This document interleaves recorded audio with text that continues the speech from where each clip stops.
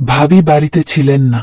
তার 2 বছরের ছেলে জিদ ধরে বসল, ও দুধ খাবে, কোনো অবস্থাতেই শান্ত হচ্ছিল না। শেষমেশ আমি ওকে বুকের সাথে চেপে ধরে খাওয়ানোর সিদ্ধান্ত নিলাম। এমন সময় দাদা ঘরে ঢুকলেন। আমার গায়ে কোনো চাদর ছিল না। দাদা আমাকে সেই অবস্থায় দেখে তার চোখের দৃষ্টি বদলে গেল। তিনি আমাকে বিছানায় শুইয়ে দিলেন। এরপর 2.5 ঘন্টা ধরে আমার চিৎকার বেরোতে থাকল। হ্যালো বন্ধুরা, আজকের গল্পে সবাইকে স্বাগত। আমার নাম আরতি। দীপ্তি আমার ভাবি, কিন্তু বোনের মতোই সখী। দাদা ভাবি শহরে থাকেন, আমি গ্রামে বাবা মায়ের সাথে। ভাবি আমাকে তার ছেলের জন্মদিনে 3 দিন আগে ডাকলেন। তাদের বিয়ের 5 বছর পূর্তি আর ছেলের প্রথম জন্মদিন উপলক্ষে জাঁকজমক করে পার্টির আয়োজন ছিল। জন্মদিনের দিন সাজগোজ শেষে ভাবির বাড়ি পৌঁছাতেই দাদা আমাকে জড়িয়ে ধরলেন। ভাবির খোঁজ নিতে তিনি বললেন, রোহন কান্নাকাটি করছে বলে দীপ্তি তাকে দুধ খাওয়াতে ভেতরে গেছেন। পার্টি শুরু হতে তখন 1 ঘন্টা বাকি। বহুদিন পর দাদাকে দেখে ভালোই লাগছিল। পার্টি শেষে ঘরে ফেরার আগে ভাবি আমাকে আটকালেন। বললেন, সকালে মেহমানরা চলে গেলেই আমরা দুজনে বেড়াতে যাব। একঘেয়ে জীবন থেকে মুক্তি পেতে আমি থাকার সিদ্ধান্ত নিলাম। পরদিন সত্যিই মেহমানরা চলে গেল। ভাবির সাথে আড্ডা, হাসি খুশি সময় কাটল। আমার জন্য আলাদা ঘরের ব্যবস্থা করা হল। 3 দিন কেটে গেছে এভাবে। এদিকে রোহন ভাবিকে অস্থির করে রেখেছে। দাদা ভাবির নিজেদের জন্য সময়ই মিলছিল না। আমি পরামর্শ দিলাম, রোহন তো 2 বছরের হয়েছে, মায়ের প্রতি এতটা নির্ভরশীল ন। একদিন আমার কাছে রেখে আপনারা বেরিয়ে আসুন। প্রথমে আপত্তি করলেও শেষমেশ আমার হাতে সন্তান সঁপে দিলেন তারা। সেদিন রোহনকে নিয়ে রান্নাবান্না, খেলাধুলা সবই করলাম। সন্ধ্যা 9টায় ভাবি ফিরে অবাক। রোহন এত শান্ত হয়ে আমার সাথে খেলছে। রাতে শোবার সময় রোহন জিদ ধরল, আমাকেই পাশে শুতে হবে। ভাবি আমার ঘরে গেলেন, আমি ভাবির বিছানায় শুলাম। হঠাৎ রাত 1টায় ঘুমের ঘোরে টের পেলাম কেউ আমার গায়ে হাত বুলাচ্ছে। ভাবলাম রোহনই হবে, কিন্তু স্পর্শটা যেন উকি দিয়ে দেখি দাদা। তিনি তড়িঘড়ি ক্ষমা চেয়ে চলে গেলেন। পরের রাতেও একই ঘটনা। এবার তার হাত আমার সংবেদনশীল স্থানে। ভয়ে কাঁপতে কাঁপতে লাফিয়ে উঠলাম। ভাবি গভীর ঘুমে, কিছু টের পেলেন না। দাদা পিছু নিলেন, আমি জড়সড়। তিনি বললেন, আরতি, অন্ধকারে দীপ্তি ভেবে ভুল করেছি। মুখ ফুটে কিছু বলার আগেই মাফ চেয়ে নিলেন। কিছুদিন পর আবারও বাড়ি ফেরার কথা তুলতেই ভাবি কাতর অনুরোধ করলেন, আরও কিছুদিন থাকো না। 1 মাসের কুকিং কোর্সে ভর্তি হতে চাই। রোহন এখন তোমার সাথে মানিয়ে নিয়েছে, নিশ্চিন্তে কোর্সটা শেষ করতে পারব। গত 3-4 মাস ধরে এই কোর্সের জন্য ব্যাকুল ছিলাম, কিন্তু রোহনকে কারো হাতে ছাড়তে পারিনি। মাত্র কয়েক দিনের ব্যাপার। দুপুরে আমার 2 ঘন্টার ক্লাস থাকবে। ভাবি অনুনয় করতে লাগলেন। এমন সময় দাদা বলে উঠলেন, আরতি, তুমি তো দীপ্তিকে বন্ধু বলো, তাহলে নিজের ভাবির জন্য আর কয়েকদিন থাকতে পারো না? তাদের জোরাজুরি বাড়তে থাকায় শেষ পর্যন্ত রইলাম। রাজি হতেই দাদা অফিসে চলে গেলেন। দরজা বন্ধ হতেই ভাবি জড়িয়ে ধরে কৃতজ্ঞতা জানালেন, তোমার সাহায্য পেলে কোর্সটা শেষ করতে পার। মাত্র কদিনের কোর্স এটা। একদিন রান্না শিখে গেলে নিজের ব্যবসা গর্ব। ভাবির উচ্ছ্বাস দেখে আমিও খুশি। একদিন দুপুরে ভাবি ক্লাসে গেছেন, রোহন আমার কোলে। হঠাৎ তার কান্না শুনে রান্নাঘরে দুধ গরম করতে গেলাম। চুলায় স্বচ্ছতে দুধের পাত্র চাপাতেই পেছন থেকে কে যেন জড়িয়ে ধরল। গলা কামড়ে দিতেই চিৎকার করে ফিরে দেখি দাদা। আরতি, ভেবেছি দীপ্তি তুমি। একই রকম পোশাক তো। তিনি ক্ষমা চেয়ে নিলেন। কিছুক্ষণ পর আইস প্যাক নিয়ে এলেন আমার ফোলা গলা। আমার ভুলের শাস্তি আমাকেই নিতে হবে, বলতে বলতে তার আঙুলগুলো অস্বস্তিকর ভাবে ঘষতে লাগ। আমি সরে দাঁড়াতেই বললাম, দাদা, আপনি তো অফিস গিয়েছিলেন, এত তাড়াতাড়ি ফিরলেন কি করে? আজ কাজ কম ছিল, বলেই তিনি ঘর থেকে বেরিয়ে গেলেন। সন্ধ্যায় চায়ের টেবিলে দাদার প্রস্তাব, রাতের খাবারে বাইরে যাই। ভাবি আপত্তি করতেই তিনি বললেন, দীপ্তি না গেলে আরতিকে নিয়ে যাব। এতদিন ঘরবন্দি ছিল, বাইরে ঘুরে আসুক। ভাবি রাজি হলেন। শীঘ্রই দাদা আমার ঘরে এনে দিলেন 1 পিস ড্রেস। দীপ্তি তোমার জন্য পাঠিয়েছে। পোশাকটা দেখেই সন্দেহ হল, এ তো দাদার পছন্দের স্টাইল।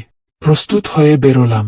ভাবি মন্তব্য করলেন, বাহ, দাদার সাথে ডিনারে যেতে এত উৎসাহ। রেস্তোরাঁয় ঢুকতেই দাদা কোমর জড়ালেন। টেবিলে বারবার হাঁটু স্পর্শ করার চেষ্টা। আমি সরে যেতেই কাছে ঘেঁষতেন। তাড়াতাড়ি খেয়ে ফিরলাম। রাতে ভাবিকে বললাম, আজ দাদার সাথে আপনাদের রুমেই শোবেন। আমার জন্য দূরত্ব যেন না বাড়ে। দাদা রুক্ষ স্বরে বললেন, সাথে শোয়ার কোনো দরকার নেই, বলে অন্য ঘরে চলে গেলেন। দাদার আচরণ ও কথাবার্তা থেকে স্পষ্ট বোঝা যাচ্ছিল তিনি তার স্ত্রীর প্রতি আর আগের মতো আকর্ষণ বোধ করছেন না। দাদা চলে যাওয়ার পর আমি ভাবির ঘরে গেলাম।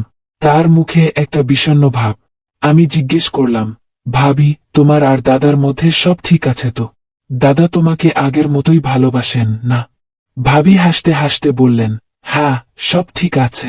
ডেলিভারির পর থেকে আমার স্বাস্থ্য একটু ভেঙে গেছে, ওজনও বেড়েছে। তাই তোমার দাদা একটু দূরত্ব বজায় রাখছেন। কিন্তু আমি খুব শিগগিরই আবার ফিট হয়ে যাব তার জন্য। তারপর তিনি আমাকে জিজ্ঞেস করলেন, তুমি এতদিন শাদী করলে না কেন? তোমার তো 25 বছর বয়স হয়ে গেছে, এখন শাদী করে ফেলা উচিত। আমি বললাম, আমার মঙ্গল দোষ আছে। বাবা মা বলেছেন মঙ্গল দোষ আছে এমন ছেলের সঙ্গেই শাদী করতে হবে। 25 বছর বয়স হলেও এখনো আমার জন্য উপযুক্ত জীবনসঙ্গী মেলেনি, তাই এখনো সিঙ্গেল আছি। ভাবি সতর্ক করে বললেন, তোমার মতো সুন্দরী মেয়েকে দেখলে যে কোনো পুরুষের খারাপ নজর পড়তে পারে, সাবধানে থাকবে। গল্প করতে করতে আমরা ঘুমিয়ে পড়লাম। পরের দিন ভাবি ক্লাসে গেলেন। রোহন আমার সাথে খেলছিল। খেলতে খেলতে সে ঘুমিয়ে পড়ল, আমিও তার পাশে শুয়ে পড়লাম। কিছুক্ষণ পর রোহন কাঁদতে শুরু করল। ভাবিকে ফোন করলাম, কিন্তু তিনি ক্লাসে থাকায় ফোন ধরলেন না। রোহন আমাকে মা ভেবে ভুল করছিল। তাকে চুপ করাতে আমি দুধের বোতল দিলাম, কিন্তু সে দুধ খেতে রাজি হল না। শেষে তাকে কোলে নিয়ে সান্ত্বনা দিলাম। আমার বুকে জড়িয়ে ধরে তাকে মায়ের মতোই স্নেহ দিলাম। হঠাৎ ঘুম ভেঙে দেখি দাদা আমার সামনে দাঁড়িয়ে। কখন এসেছেন, কতক্ষণ ধরে দেখছেন, কিছুই বুঝলাম না। রোহনকে শান্ত করতে গিয়ে আমার কাপড় ঠিক করতে ভুলে গিয়েছিলাম। দাদার চোখে একটা অদ্ভুত দৃষ্টি। আমি তড়িঘড়ি কাপড় ঠিক করলাম, কিন্তু দাদা আমার হাত ধরে টানতে লাগলেন বিছানার দিকে। আমি ভয় পেয়ে গেলাম। দাদা বললেন, আরতি, তুমি আমাকে আর কত অপেক্ষা করাবে? আমি তো ইতিমধ্যে অনেকবার ইশারা করেছি। তুমি এতদিন আমার সামনে ছিলে, কিন্তু তোমার সাথে ঠিক মতো সময় কাটাতে পারিনি। কাল তোমাকে সেই অবস্থায় দেখে আমার চোখ জ্বলে উঠেছিল। আজ দীপ্তি পুরো দিন বাইরে, আমাদের হাতে পুরো দিন আছে।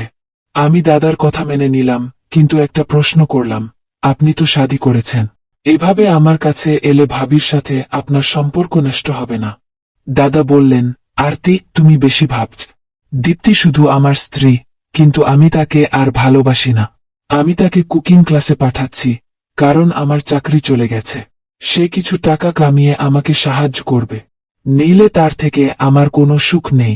তুমি যদি রাজি হও, আমরা শাদী করতে পারি। রোহন তো তোমাকে মা মনে করেই ফেলেছে। দাদা মুচকি হেসে আমাকে জড়িয়ে ধরলেন। আমি পুলকিত হয়ে তার বাহুতে ঢেলে পড়লাম। দাদা আমার দোপাট্টা সরিয়ে দিলেন, বুকে হাত বুলাতে লাগলেন। এমন সময় দরজা খুলে ভাবি ঘরে ঢুকলেন। তিনি আমাকে দাদার বাহুতে দেখে হতবাক হয়ে গেলেন। আমি তড়িঘড়ি দাদাকে ধাক্কা দিয়ে দূরে সরালাম। ভাবির দিকে এগিয়ে গেলাম। দাদা বললেন, দীপ্তি, আরতিকে বাড়ি পাঠিয়ে দাও। আমি ফাইল নিতে এসে দেখি সে আমাকে জড়িয়ে ধরল। ভাবি রেগে গিয়ে দাদাকে জোরে এক চড় মারলেন। বললেন, নীচ লোক। আমি সব শুনেছি। আরতি যখন পানি নিয়ে ঘরে ঢুকেছিল, তখন থেকেই ফোনে সব শুনছিলাম। কাল রাতে আরতি তোমার আসল চেহারা আমাকে জানিয়েছিল। তুমি তার সাথে জোর করার চেষ্টা করেছ। আমি এখন বুঝতে পেরেছি তুমি কেন তাকে এখানে রাখতে চেয়েছিলে। তুমি অফিসেও কোনো মহিলা কর্মীর সাথে অষ্টাচরণ করেছিলে বলেই চাকরি হারিয়ে। এখন বুঝতে পারছি তুমি কেন প্রতি মাসে চাকরি বদলাতে। গত 5 বছর ধরে তুমি আমাকে বোকা বানিয়ে এসেছ। আমি ঘর সংসার সামলাচ্ছিলাম, আর তুমি বাইরে মেয়েদের পেছনে টাকা উড়াচ্ছিলে। আরতি আমাকে সেই সব মেসেজ দেখিয়েছে যা তুমি তাকে পাঠিয়েছিলে। আমি ভাবির সামনে দাদার আসল চেহারা তুলে ধরতে চেয়েছিলাম, এবং এখন তা সম্পূর্ণ প্রকাশ পেয়েছে।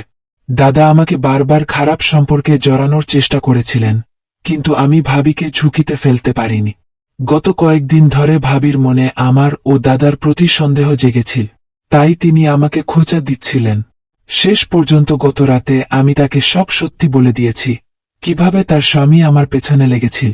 এরপর ভাবি তার স্বামী থেকে আলাদা হয়ে যাওয়ার সিদ্ধান্ত নিলেন। আমি মনে করলামও আমার কারণেই তার জীবন ভেঙে গেছে, আর এটা আমি তাকে বলেও ফেললাম। তখন ভাবি আমাকে বললেন, আরতি, তুমি আমার জীবন ভাঙনি, বরং আমাকে সাহস দিয়েছ। আজ তুমি না থাকলে আমি কখনোই আমার স্বামীর আসল চেহারা জানতে পারতাম না। আমি তো তার জন্য সব করছিলাম, আর তিনি বাইরে মেয়েদের পেছনে ঘুরে বেড়াচ্ছিলেন। তিনি কখনোই তার স্ত্রীর দিকে ঠিক মতো তাকাননি, আর না আমার পরিশ্রমের মূল্য দিয়েছেন। আরতি, তুমি সময়মতো আমার চোখ খুলে দিয়েছ। তোমার কারণেই আমি আমার রান্নার স্বপ্ন পূরণ করতে পারব। এখন আমি খুব শিগগিরই আমার ছোট্ট ব্যবসা শুরু করতে যাচ্ছি। আমি নিজের পায়ে দাঁড়িয়ে আমার বাচ্চার দেখভাল করব। আমার জীবনে হুমকি দেওয়া মানুষের কোনো দরকার নেই। ভাবি আমাকে ধন্যবাদ জানালেন এবং বললেন, নকল সম্পর্ক থেকে বেরিয়ে আসতে তুমি আমাকে অনেক সাহায্য করেছ। এখন ভাবি শুধু একজন মা, আর নানা রকমের কেক বানিয়ে এবং অর্ডার নিয়ে ভালো টাকা কামাচ্ছেন। তিনি নিজের এবং তার ছেলের ভালোভাবে দেখভাল করছেন। ভাবি আজ একজন স্বাধীন নারী হিসেবে বেঁচে আছেন। তো বন্ধুরা, যদি ভিডিওটি ভালো লেগে থাকে তাহলে চ্যানেলটি সাবস্ক্রাইব করতে ভুলো না। ধন্যবাদ।